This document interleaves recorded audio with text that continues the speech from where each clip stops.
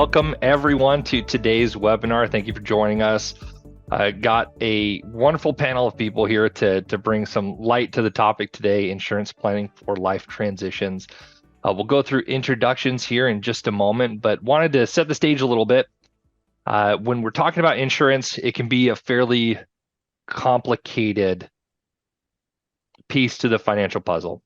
And what we want to do today is put it in the context of our lifetimes, in our early life stages, mid-life stages, and late life stages, to contextualize really what's the whole point. It can feel like a million moving pieces trying to talk about all the different pieces of insurance that someone needs to have or may need to have or doesn't need to have. We're going to demystify a bit of that today and talk through it within the context of our life. What's the whole point, right? And we're going to talk through really how to identify our goals and then allow insurance to help us to protect and to meet those goals, short-term and long-term.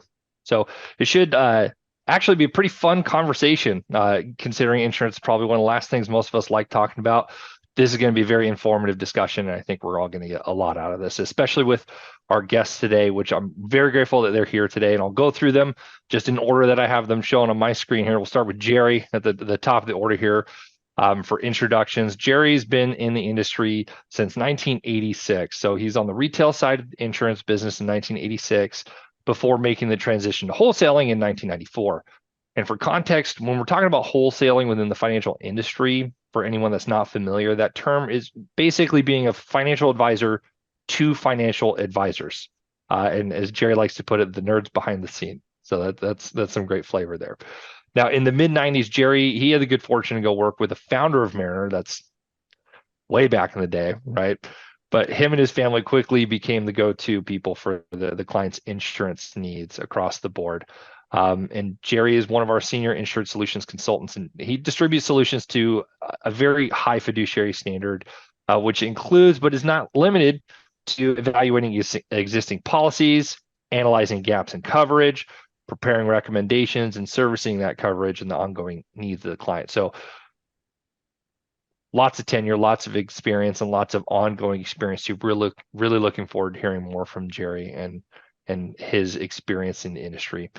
Now, Marie has every one of our panelists here has a ton of experience here. So this is really great foundational information for everybody to get context. So this financial advising career is actually Marie's second career, but it's the primary driver for her has always been the same. The positive impact on the lives of others is really what fills her up and gives her purpose to life, fills her soul up. And her first career was actually in law enforcement, which is very unique, very cool to see, where she rose through the ranks from patrol officer to commander, enjoying many different roles in the department along the way. What a great career. And then after stepping away from her work in the police department, she found that she still wanted to have a meaningful and positive impact every day, which she gets to accomplish in her current role as a financial advisor. And the biggest difference between her career in law enforcement and her career in financial advising today is that she now gets to be part of the celebration and solution on the best days of life, as well as, helping with the not so great days as well. Marie is a certified financial planner and senior wealth advisor who works diligently to address the planning needs and the everyday changing aspects and those dynamic aspects of life. Now, last but certainly not least, Christine here. Christine's been working in the wealth management industry for 19 years, and that's been her career, spending 9 of those specifically at Mariner. Christine's a certified financial planner, chartered financial analyst, and senior wealth advisor working out of our office in New York City. Now, although her love of investing initially attracted Christine to the industry, it's her passion for working with families specifically and really building those relationships, helping individuals achieve their goals through this holistic wealth management process that we all adore, that she finds most fulfilling. So thank you, all of you, for being here. I want to start here by teeing up Jerry here for a moment to talk a little bit about your team, what it is that you all do, and really what brings us here today in the context of that team environment. Well, thank you very much, Dylan. As mentioned, for nearly 40 years of business under my belt here. Ed Sims, who actually runs the department's a young man. I call him a young man. I'm 60 now. Ed's probably 50 something. I mentored him back in the day. He's a very, very intelligent young man. So we have three staff people here. Ed and I kind of get involved in the block and tackle as far as client-facing appointments. The one thing to keep in mind, we're distributing to a fiduciary standard, as you'd mentioned, Dylan. So this is when you engage with our department, never look at it like it's a sales call. There's nothing sales about it. Matter of fact, probably 80 to 90% of the work we do here ends up being what I call pro bono work. It's just work that where we analyze coverage. We may see a gap in the coverage, and then we'll make a recommendation if there is a gap. But a lot of what we do ties into some of the topics that we're going to talk about today. I'll just pick on one real quick, and that's going to be the estate planning. People own life insurance, and one thing that people don't understand about life insurance and the estate planning process, because their agent always told them it was tax-free, is life insurance is estate taxable. It's income tax-free, but it's estate taxable. And so sometimes, when we're analyzing things, we'll make recommendations that maybe you need to move that life insurance policy into a tax-free environment like an ILIT, irrevocable life insurance trust. But I'll yield back to you here, Dylan. That's great. Thank you, Jerry, for the context there. And as we jump into this, to reiterate, we're going to be talking through really how it is and what needs to happen in order to contextualize insurance needs beyond a sale, right? Which I really appreciate Jerry taking the time to talk through that specifically a little bit, because all of us in the industry and outside have been pitched insurance in one form or the other, or multiple forms to exhaustion, right? So it can be very, very hard to know what you need versus what you're being pitched. And that's something we want to talk through a little bit of today, is how to identify where the need is and then how to address it and how to do it most efficiently. So what we'll do is we'll essentially be going through each categorized life stage, early, mid, and late, to talk through some of the goals that are most apparent in those different life stages, and then how to use insurance to build on those goals and to protect them as well, and our loved ones, of course, because at the end of the day, that's really what the foundation is for all of this. So as we start and we go into early life building, life, family, the early stages, I'll start with a question, and the format today is going to be a bit of open Q&A kind of panel conversation. Out the gate, let's start with priorities. For each of you, with your experience working with clients in the industry, what would you say are the most common priorities or top priorities that you often see clients have in that early family building stage of life? Sure. Yeah, well, I'll jump in and say definitively from the get-go, one of the things that I noticed first and foremost is in that early planning stage of life, people are often grappling with the two components of how their income sources, coupled with potential debt load, coupled with, the day-to-day life expenses, but also wanting to make the right choices and planning for retirement, planning for the unknowns, the contingencies, right? And that's where insurance really comes into play. How to wrap their head around what is the appropriate amount to have, where does it fit in, where do they get it from, what's the cost associated with it, and then how does it fit into a longer term plan when they're just kicking off that longer term plan, they're on the front end of it. Sure. And if I could just add to that quickly, I agree 100%. I think a lot of the early stage planning does center around life insurance. I have many clients that are just starting out. We talk about when to evaluate life insurance needs. We think about major life changes, getting married, having a child. And that's also what triggers many clients to come and say, hey, Christine, let's talk about life insurance. I'm concerned if something happens to me. As Mary mentioned, I have a mortgage. We just purchased a house. It's, maybe dual income, single income, but I'm concerned if something happens to me, I want to make sure my family's protected. So then we go down the route of life insurance. As we know, there's different types of life insurance. I won't get into details, or I'll let Jerry get into the details, but there's term, there's universal, there's whole life.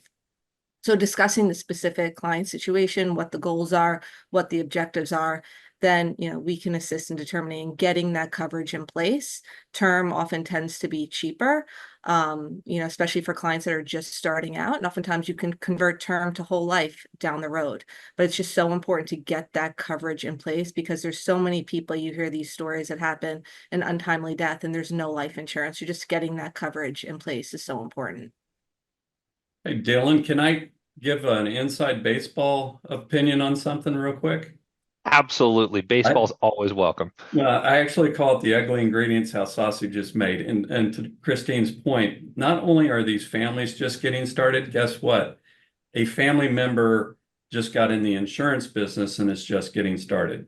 And a best man in a wedding and a maid of honor just got in the business. And so these young married couples are getting hounded by people that they don't, how do I say no to, Uncle Ed and cousin Steve and stuff like that. And I hate to say it, but oftentimes insurance agents, when all you have is a hammer, everything's going to look like a nail.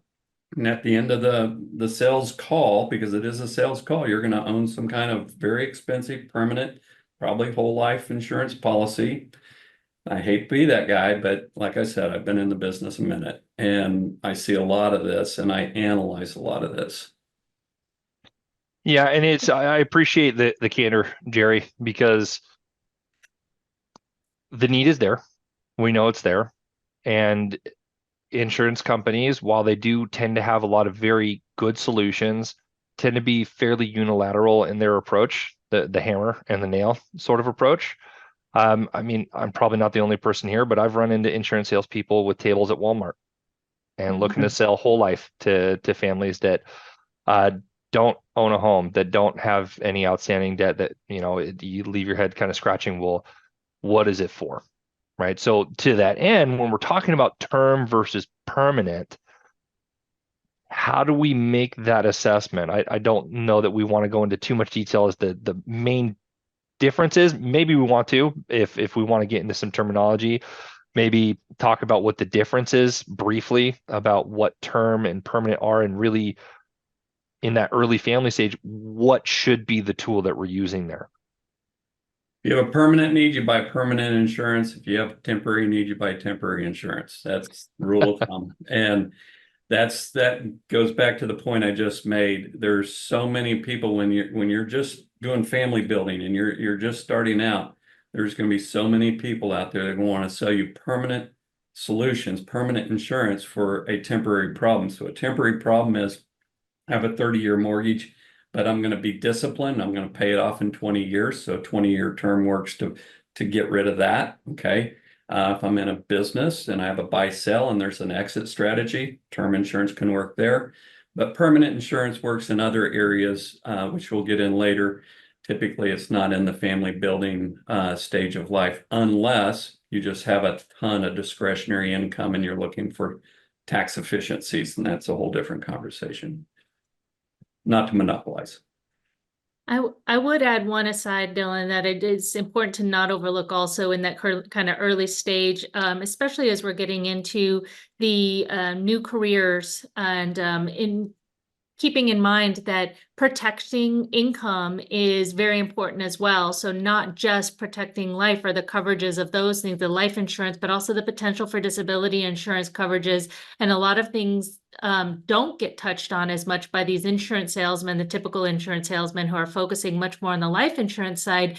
Most clients are probably just getting to hear a little bit about disability insurance when they're signing up for their annual benefit coverages, either short-term or long-term disabilities, but they don't really have an understanding of what that is. Do they need it? What's the appropriate coverage amount? Should they be getting additional coverage outside of that? And where do they even ask those questions? And that is kind of one of the things too, that early stages, the earlier in you understand the need, understand whether or not it makes sense for you, understand how much is appropriate for you and what type is appropriate for you is another piece of that puzzle as well. And just building on that, when we're starting out, it used to be 30, 40 years ago, you stayed with one company for your entire career. We all know that has changed. So oftentimes you see individuals that, are on their third job in 10 years. And so important to note that about portability of your insurance, not just your life insurance, but your disability. Oftentimes through your employer, you're offered life insurance and the option for additional long-term disability.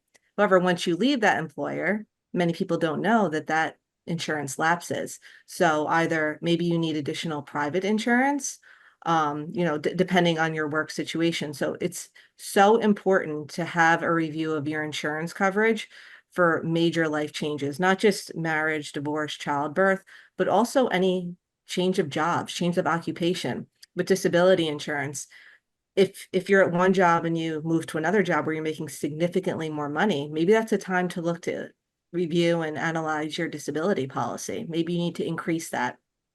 So it's thinking about these different life stages, about when to review and when to analyze. And so many clients just, to Mary's point, don't know where to start, don't know how much they need.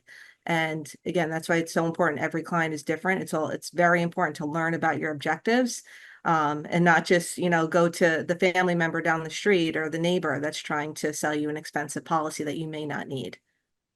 Yeah, but Go go ahead, ahead. Jerry. Well, I was just going to say, I lived this. June 18, 2004, 20 years ago. It's coming up. Father's Day weekend was a bad Father's Day weekend. I got hit by a car. I was a keynote speaker at an event down in Hot Springs, Arkansas, and I just got mowed over by a car in a crosswalk. And I went from being a #1 distributor at the time in an insurance company, a very large one, to being in a chair for 4 months. And what I learned in that experience was well, first of all, I didn't know it. I had work comp. I didn't know I had work comp, but it was work related, so I had work comp. I had salary continuation, I had short-term disability, I had long-term disability. These were group contracts. And then I had this, what Christine is talking about, this high quality, disability contract, portable, that I had bought. And when I went back to work after 4 months, because I'm a farm boy and you get back up on the horse and you go. And when I went back to work, they said, show's over, no more payment for you. And I had this tremendous loss of income. And the only thing that paid me going forward was that personal portable policy that had really good high octane definitions of disability and return to work provisions, et cetera, et cetera. And it paid like a slot machine. And I would have gone bankrupt as a 40-year-old if I did not have that. And so to your point, that's I lived it. Yeah, and I mean, kind of piggybacking on that, it brings to mind an example of a client that I've worked with who is actually a surgeon, owned his own medical practice, employed quite a few other of the small townsfolk that he lived in. He lived in a smaller town. And so a lot of people depended on him, depended on the livelihood, depended on this medical practice to exist. And he himself, I mean, it was his livelihood. He was a surgeon. He was also a very avid cyclist and had a really bad cycling accident. During the course of that cycling accident, ended up injuring one of his hands enough that it basically killed his surgeon career, meaning that his ability to continue in doing that exact same type of work stopped very early on. Now, is he still the owner of the medical practice? Does he still run it? Yes, absolutely. He still oversees the other surgeons, but without his disability insurance policy that we had put in place for him that allowed him to, one, continue still working, but also allowed him to be paid out from that policy to help compensate for the loss of income from the actual act of being a surgeon, he would have been in severe dire straits financially. And it was strictly because we asked the right questions early on and ensured that we got the right coverages in place and then maintain those coverages through the course of his lifetime. And he's been pulling on that policy for a couple decades now, intentionally, because he did it the right way. And it's every single time we speak, he still says, thank you for encouraging me to at least take a look at it.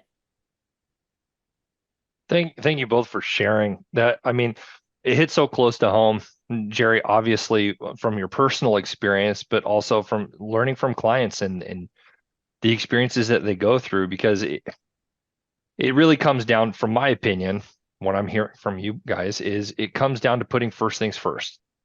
What happens if I lose my income? What are the most likely causes to losing my income? How do I prepare myself to make sure that I can shore up the gaps? I may have some insurance from my employer, but like you put, Christine, we don't have the same protections that we used to, right? It's not company men from the day you know start working till the day you retire and you got a pension, and you know you're going to the barbecue at the boss's house every other weekend, right? It's a very different environment. The portability of our employment needs to match the portability of our insurance so that we can meet the needs first things first, but also that it can be flexible with the way life tends to be flexible and employment tends to be flexible now. Is that a fair summation? Absolutely. For sure. That's great. Now, when we're looking at this, it sounds like we're looking at, you know, protecting your income, protecting your debt at this point, right? Making sure that you're not leaving a spouse or family or loved ones with a mortgage and things that they can't pay because the income's gone. Those sound like the two primary things that we want to look at and protect when we're looking at goals. Are there any other pieces that come to mind that you would think of within that early family building stage that we want to be cognizant of?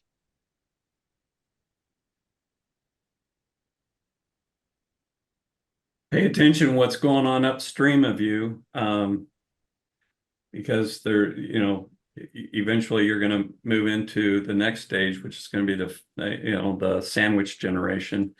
So you're going to someday, most likely, you're going to be caregiver to parents, and then, you know, still working up with your kids. So, but that's a little further downrange. But pay attention to what's going on upstream. Plan ahead. Yeah, that's great. That's a great segue, Jerry. Let's talk through middle age or the midlife crisis or the sandwich generation, however we want to talk about it. And there are some unique aspects to this. One of them that you touched on already is the transition mentally and literally of making sure that we're handling some transitionary phases financially as well as personally to make sure that our insurance is covering all of our needs. So when we look at the middle band here, midlife, we'll start with the first question. What do you all see as some of the most common top priorities regarding insurance for this demographic and within this band of the timeline that we're looking at?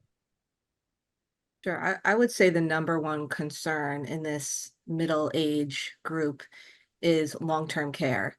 And speaking to Jerry's sandwich generation, often that comes about where clients are caring for a parent or an in-law, and they see the costs associated with that, whether it be a nursing home, Medicare planning, things of that nature. And then they start to evaluate their own situations and they say, okay, what if something were to happen to us? I don't want to be a burden to my children.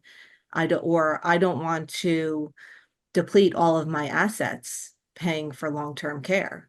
You know, well, average long-term care, and Jerry, you probably know the statistics, anywhere from 3 to 5 years.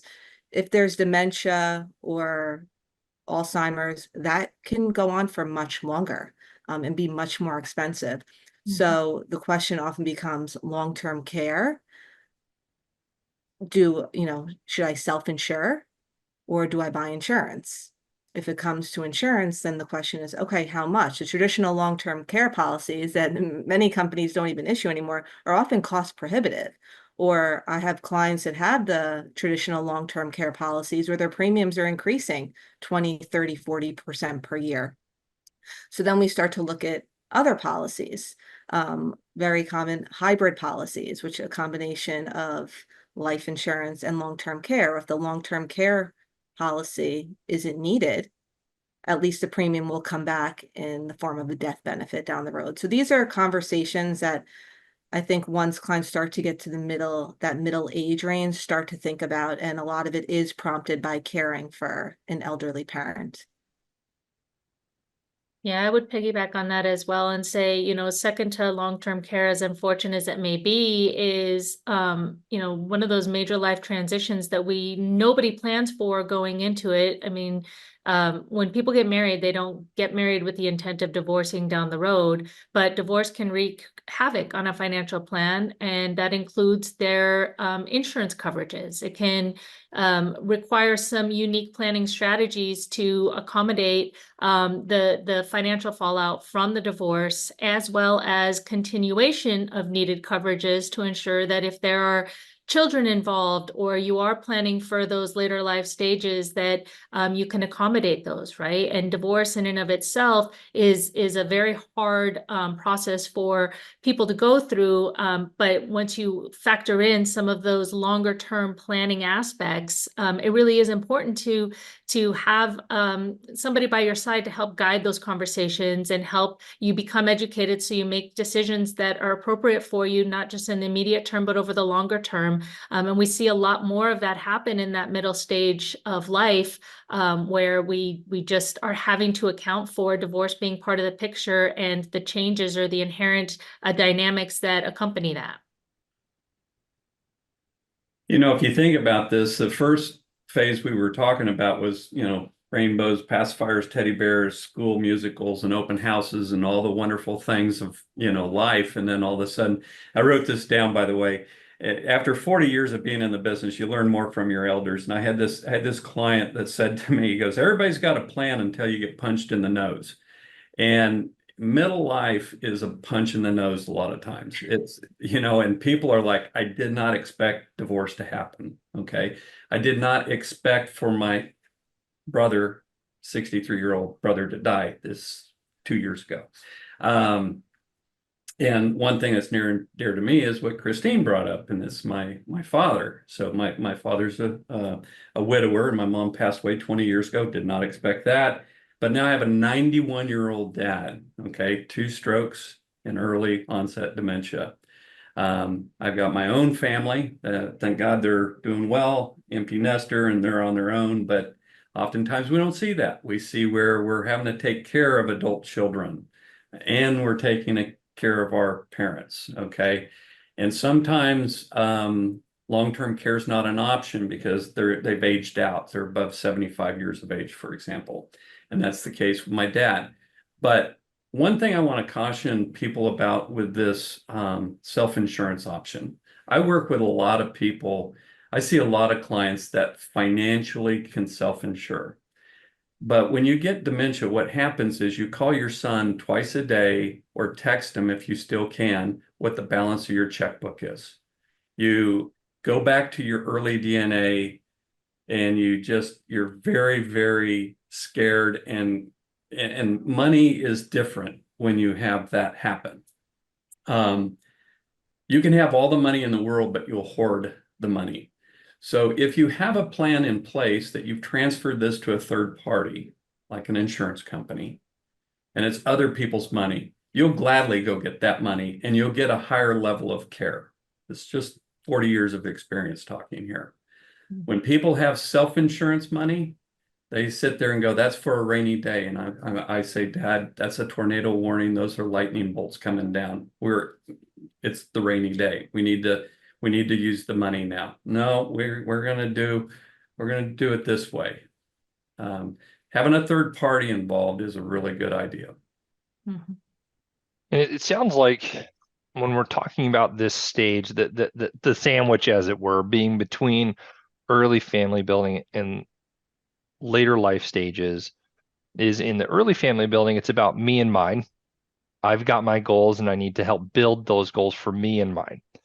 And when you get to that midlife stage, it's me and mine and my others, right? It's not just me and my wife and my kids. For me, as an example, it's me, my wife, my kids, and my parents and the in-laws, and making sure that our goals are maintained consistently, because there are now outside forces that could potentially erode that. And when I look at the complexity that can come from that, the way I look at it, not being an insurance guy myself, so my view might be a little simplistic. I'm more the financial planner type, right? But I look at that goal, and the goal hasn't changed, right? We want to build enough income to take care of our families and to maintain our assets in our homes and maintain a sense of security through all of that. And having insurance solutions to help prevent problems where, say, a loved one gets dementia, right? And now not only are you having to manage your own finances, you're trying to help manage their finances, and they're fighting tooth and nail to prevent that for lots of reasons, right? Unfortunately, dementia, it can be a very ugly illness that is extremely stressful. And from what you have all shared with me, what it really comes down to is trying to plan ahead and think about that. Okay, dad is in good health now. He can be a bit stubborn even in good health. Imagine how he's going to be when he has a hard time remembering that yesterday even happened, right? It's scary. And that's unfortunately where a lot of the issues come from. Is dementia is a very scary illness for the individual who's going through it. And it's an emotionally devastating thing to go through too. You don't want to have to try and do that while also navigating the financial complexities because we didn't set up the framework ahead of time so that we can focus on first things first and what's really most important. And what is most important in those situations is making sure that the health of your loved one is taken care of. Mhm. Is that fair? Yes. Yep, absolutely. Now, looking at that, we've kind of touched on it in a few different places, but that transition period from midlife to late life, besides, the obvious one, kicking the bucket, right? We'll touch on that, of course. But when we get to that life stage and we look at those priorities, what would you consider as some of those top priorities as we're getting to that late stage where insurance is concerned? Sure. Well, it's all legacy, late stage money, you know, it, it it's important, but you know what money's for. And when you're in, I'm 60. I've got kids and I have grandkids now. I say it's now about chocolate bars and annual gift exclusions. It's like I can give them chocolate bars and send them home to the parents, and I don't have to worry about them. And then, I can write that big check and put it in their account so that they can have a good college education. And so I always say at this stage, it's really about stewardship. Okay, you have live on assets and leave on assets. Live on assets is you're going to consume them and they're going to be gone. There's going to be no record of it. Leave on assets are the assets that you're going to leave to the next generation, be it kids or grandkids. And so, what is the best environment to leave money on? And oftentimes, we'll see people that they will build like an irrevocable life insurance trust, and they'll buy a life insurance policy that is income tax free, that will reside in that estate tax free trust for the benefit of their kids. This does a lot of things for a lot of reasons. One, you're doing postnuptial planning for your kids. They don't even know it because the in-laws that become outlaws won't be penciled into the trust typically. Okay. So you kind of just create that environment where you can pass assets on free of creditor, predator, and taxes. The other thing it does is it gives you a lot of leverage. Your gifts become a multiple of what the gift was. And it also delays the gift so that, when it comes to the kids, hopefully they're more mature, they're older, and they do better things with it. Because sometimes when you give, money, annual gift exclusion money outright to kids, it becomes big cigars and motor cars. Yeah. And just building on Jerry's point, the use of life insurance for estate equalization, gifting. So I have a client that owns a family business. Majority of their wealth is tied up in this family business. Two sons. One son is very involved in running the business and would like to take over. The other son is a doctor and wants nothing to do with the family business. So my client was concerned that when I pass, this business, which is currently worth 30 million, is going to pass to my one son. I don't have enough liquid assets elsewhere to equalize my other son who chose a different career path, and I don't want him to be penalized for that. So how do we solve that? And for him, we were looking at a second to die life insurance policy, where upon the second to die of my spouse and his wife, the son it was the beneficiary of a life insurance policy that would essentially equalize and make sure the gifts were equal between him and his brother. And again, we put that in ILIT, life insurance trust, as Jerry mentioned, so it was free from estate tax. So basically killed two birds with one stone. We see that in the farming community. Our home office, by the way, is in Kansas City, and I'm an old farm boy. So we see a fair amount of agriculture, and it is what it is. Oftentimes, there will be a son or several sons that will take over the farm, and there's a daughter or a handful of daughters sometimes that, they got married and moved away. And, estate planning is so important because if you don't do it right, you're going to actually leave a lot of conflict in your family, and you don't want that. I know that. I want my kids as different as they are. I want them to always love each other and always get along. And, if you don't do it right, someone's going to argue that, well, I milk the cows, I plant the crops, and you reap the benefit there in New York, right? Mm-hmm. So you got to cash people out and say, this is how it went. Mm-hmm. And it's an unfortunate reality, but people aren't themselves when there's a funeral or there's a wedding, right? It's just, I don't know what it is, but it's just they're emotionally charged times. They're major transitions for families. There's so much going on. And oftentimes there's a lot of financial complexity wrapped around these emotionally charged events, some very positive, some very negative, unfortunately.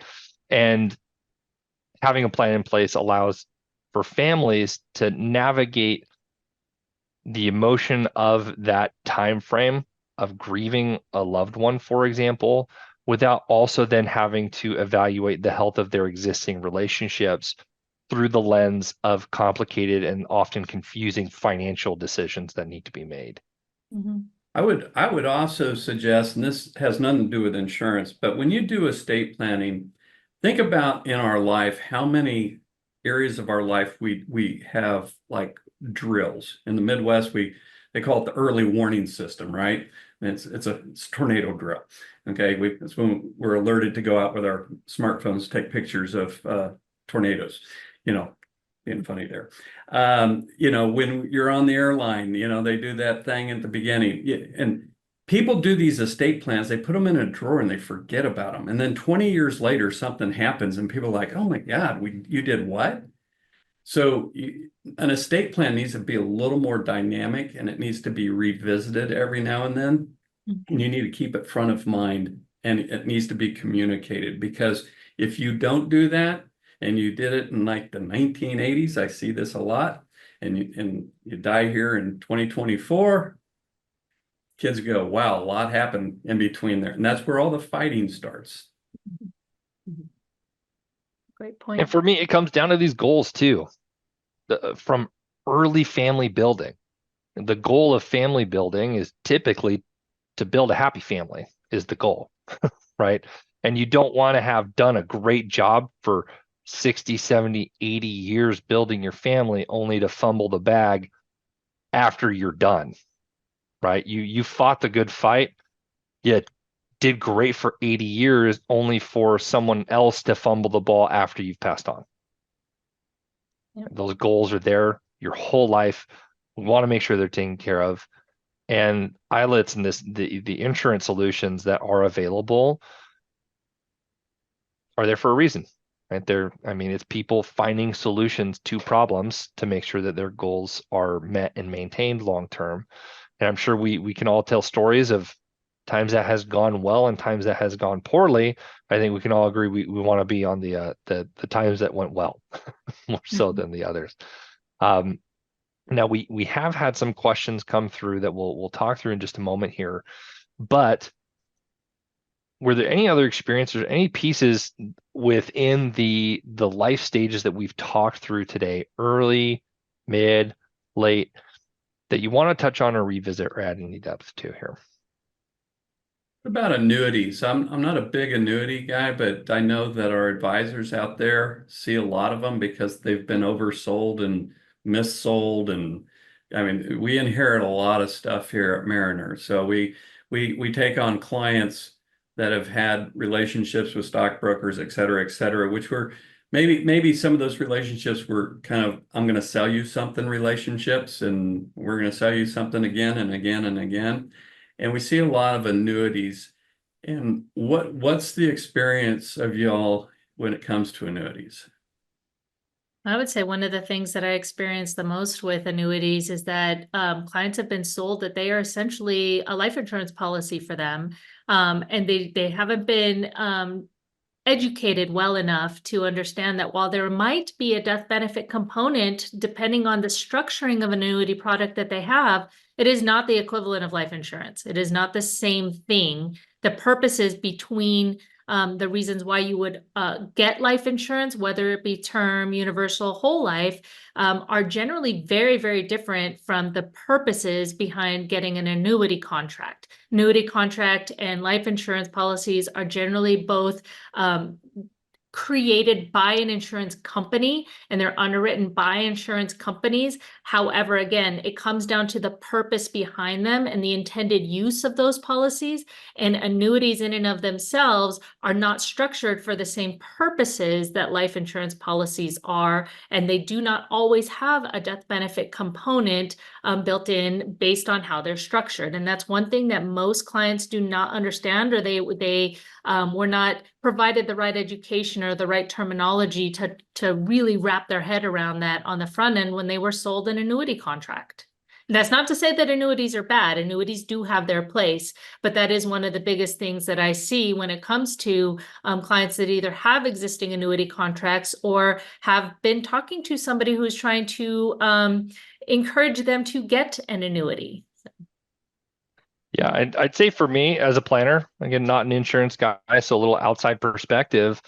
For me, it's been a bit like someone pitching you a power tool, like a miter saw. I think of an annuity like a miter saw. It's a fairly complicated instrument. It's got some specific uses. As long as you're using it right, it can do a lot of good things. But what you really need is a hammer. But the sales guy is saying, well, oh, you could use it as a hammer. Absolutely. Right. Watch and show you like, hey, we can pound that nail in no problem with the miter saw. I guess technically you could. Probably not great, not the safest option. Might be more efficient to use as a saw as it was intended. But I think what you spoke about, Marie, was really poignant, is understanding what the need is and accomplishing that, right? Because annuities, they can be either oversold or vilified a little bit. It tends to be a fairly polarizing product when really it's just a tool at the end of the day. And I've seen it in both cases where it's been a really useful tool for clients, and unfortunately the opposite end where it really wasn't accomplishing the stated need as it was laid out. You know, one interesting thing we do here in our department is we'll find an annuity, and it's very specific. Okay, so this is somebody that's probably 50 to 65, 70, probably up to 75 years of age, where they have put in, say, $100,000 in an annuity, and they've gotten it to 300,000. Okay, if they draw down on that annuity, they're going to pay income taxes on the gain first. A lot of these people say, yeah, I really don't even need this, and it's got this embedded income tax problem. What I need is long-term care. So what we'll do is we'll siphon off the gain portion and we'll move it to a long-term care annuity, okay, where we'll get a tripling effect oftentimes. So in this case, we put in 100, it's worth 300, we move 200 over and we turn 200 to 600, and that's our long-term care bucket of money. That 100 cost basis is now tax-free to go do what you want with. And so that's a little, this is, there's a pension act that this was made possible, and it's the only way to get gains out of an annuity tax-free. And so if you have gains in an annuity, and you really don't need the annuity, but you kind of need long-term care, this is a really good play to contemplate. So follow-up question there, because that all sounds wonderful, but as a layperson, sounds a little complicated. Okay. That said, the common denominator that I see with all these pieces that we're talking about is the person sitting across the desk from you who's helping you. So the question that I'd like to ask, no pressure, is how do you adequately assess the person across the table from you? What are maybe the top 2, 3 things that you should be asking for or looking for in that relationship to make sure that everyone's incentives are aligned?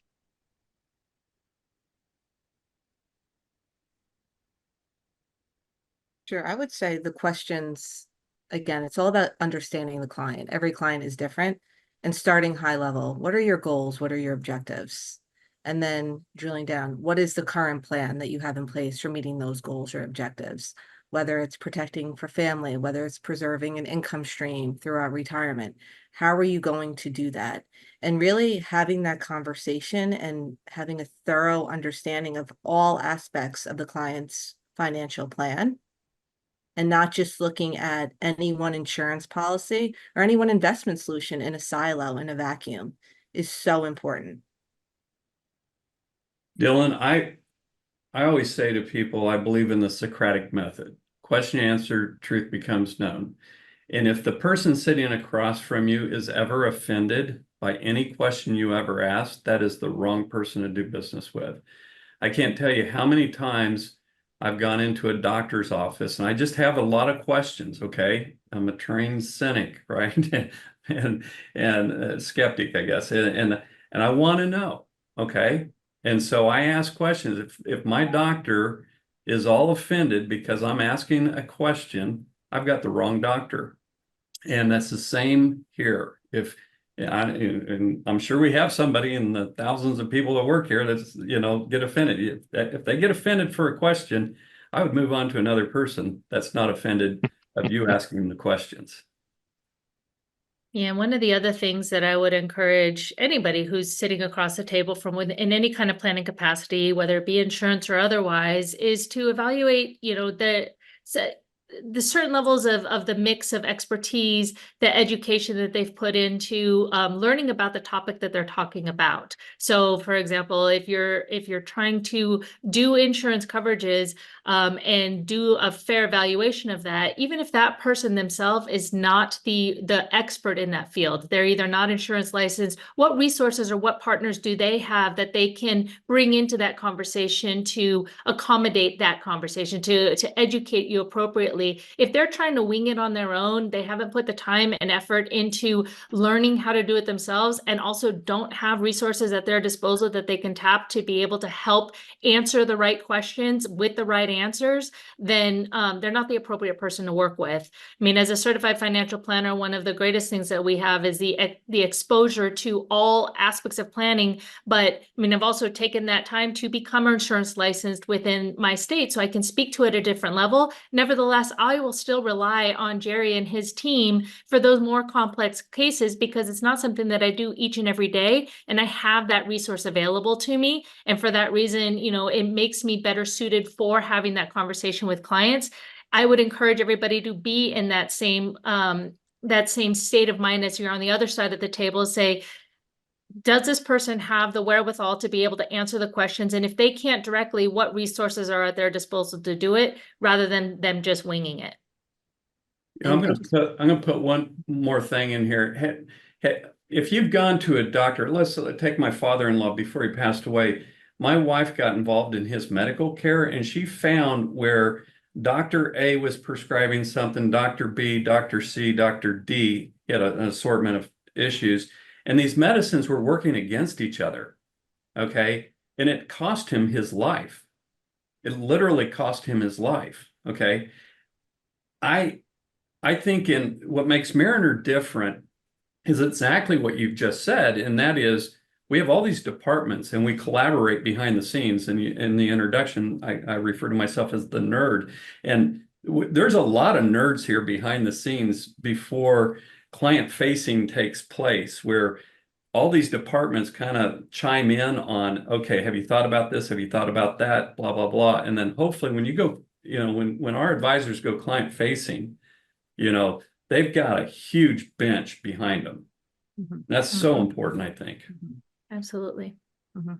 And I would just add one thing, which I think builds off that, is again, make sure who you're speaking to, again, not only educated, but they're asking you questions. They're not just trying to push a product down your throat to make a commission. And, to build on Jerry's example, I equate it to a doctor prescribing you medication without doing a thorough examination and not understanding everything that's going on with your health and just saying, okay, here, take this without understanding the whole picture. So, most importantly, I say with any advisor, someone that you're comfortable talking to and asking questions that you feel is understanding your questions and giving you thorough answers. And then to take it the step further, that has the resources and the expertise, whether directly or through their partners. That's fantastic. Thank you. I appreciate you letting me put you on the spot there with that question. It's an important one. It's a very important one. And let's talk Q&A. So for anyone that isn't aware, we always do Q&A. We got a bunch of questions already queued up here, so it sounds like everybody's aware. But if you want to lob any more questions our way, please feel free to in the Q&A here.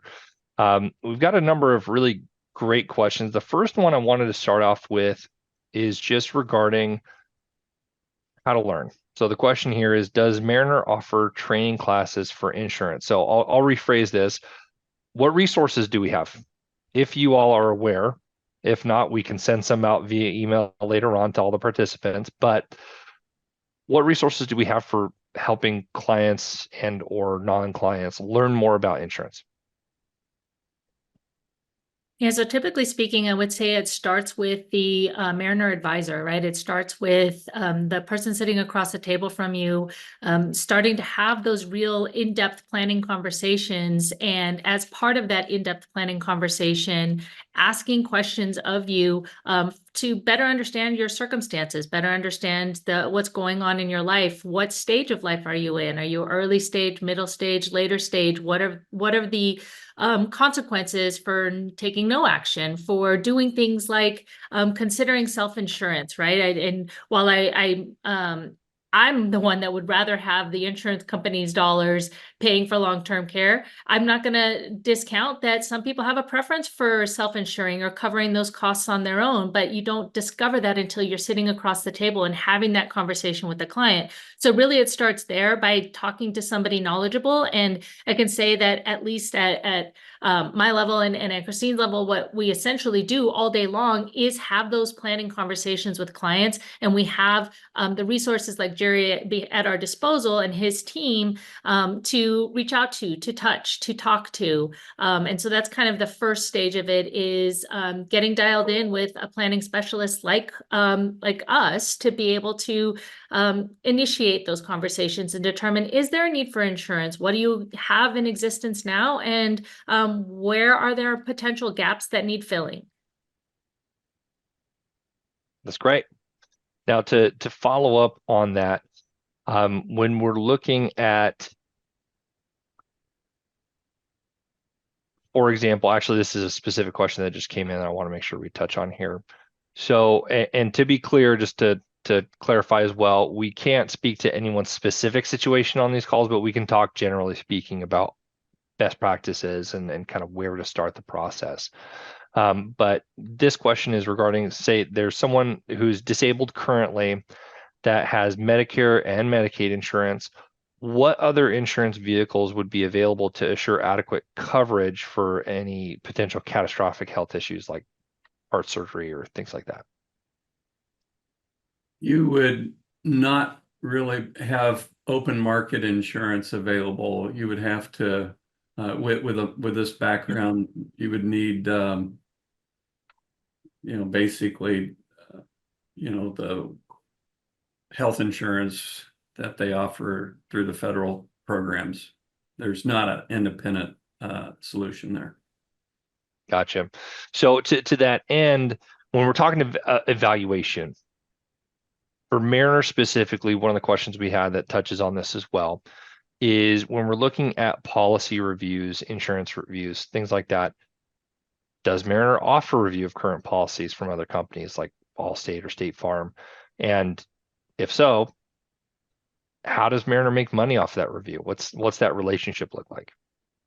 Well, like I was saying in the beginning, about 80 to 90% of what we do is pro bono in our department. So our advisors will come to us with a PDF typically. It'll just come in on our box or our email, and they'll say, we need a review of this. We do not charge for the review. We go over it. Now, the Allstate and State Farm, that implies probably property casualty, which we don't analyze that. We're just on people insurance here, not property insurance. But anything that you want us to review that's people insurance, send it to us. We'll review it. We'll get back with your advisor. We'll give a recommendation on or what we see. And we won't charge for that. And if you end up buying some coverage from us, we will capture the revenue in the insurance department. And I don't know that the advisor will participate. Sometimes they do, sometimes they don't. I don't understand that part, but we will capture revenue in the insurance department because we're just like any other insurance agency. But I will add to that, though, there is a service that Mariner does offer, not through Jerry's team, but where we can do reviews of property and casualty insurance through a different division at Mariner as well, where we have resources that will help with those reviews that are separate from Jerry's team. So Jerry's team does work exclusively with the people insurance side. We do have the things insurance side review available to us as a resource at Mariner. I will circle back on that last comment I made. If you did buy coverage from us and we captured the revenue, we cannot charge a fee on that as well. So just keep that in mind.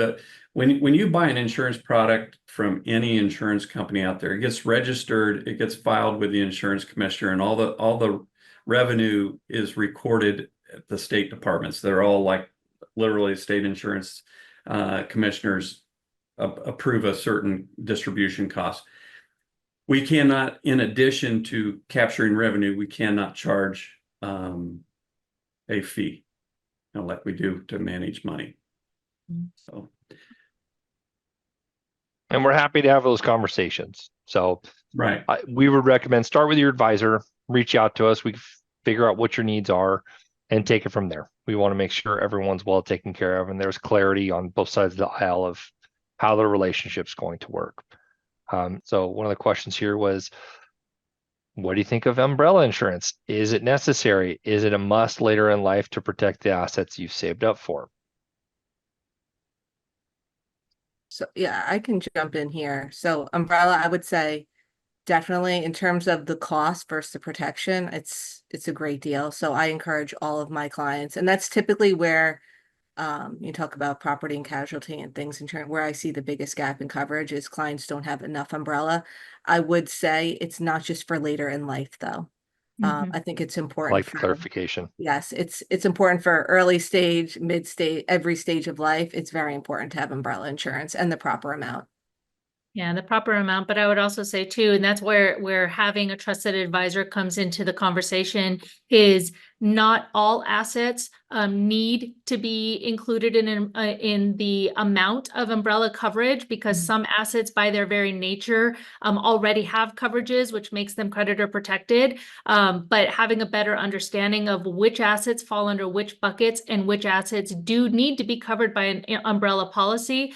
I'm in the same boat. I believe very strongly in having an umbrella coverage and having that looked at as early as possible so that you can keep pace with it, again, through the changing dynamics of life. That's perfect. Well, that's going to wrap up our Q&A for today and our webinar. So I want to thank everyone for participating today and for your questions. And again, Jerry, Marie, Christine, thank you for being here and being such wonderful panelists. We really appreciate your expertise and your ability to lay a foundation and get into some of the details here. Again, if you have any questions or you want to continue the conversation, reach out to your advisor, let them know. More than happy to assess any insurance needs that you have currently or potentially going forward. And again, thank you for being part of the Mariner family and joining the webinar today.